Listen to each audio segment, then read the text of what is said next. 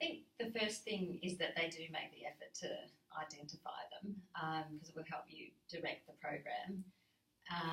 So there's a study out from Western Australia this year where up to like 50% nearly women who were doing either a program in the gym or an exercise class were leaking a small or moderate amount, and yet only about 15% of them had been screened beforehand. So I think that just tells you, it's quite common, and if you screen for it, that's useful.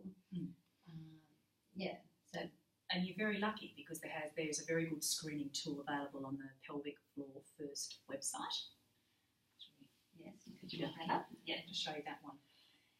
And it has some questions that you may want to include in your screening. Common things that are good to make sure you're asking are, do they have any problems? What kind of activities might precede them having leaking? Is it when they're jumping? Is it when they're running? Or is it more after they've exercised? And trying to narrow it down. But I think, Louise, you were saying the most important thing is not to be afraid to ask. Yeah, I think that's right. Because, if up to 50% of people have got a problem, if you're going to take notice of that and in your screening you're asking them about it, then it just opens that conversation up for them. So you can use that screening tool or the one you design as your starting point, and then you can look at what they've answered to then start that conversation with them. It's easy for Beck and I to be asking people these questions because they've come to us about that problem, but they're not going to the gym about that problem. But if you can get them on board and show that you've got some understanding, then I think that will help.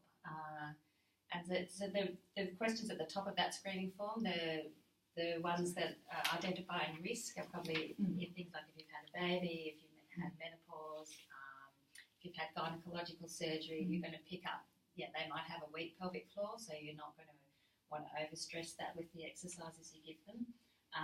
The questions in the bottom half are more aligned with they're actually symptomatic. And if you're coming across people who are symptomatic, I'd say, so I see you have had a problem with leaking with exercise.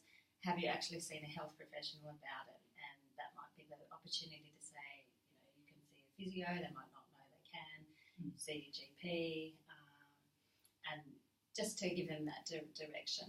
And they might not be forthcoming about too much at the outset, but if you've established that relationship further on, if they're coming for a while, they might say, I remember how you asked me about this, now I've noticed that.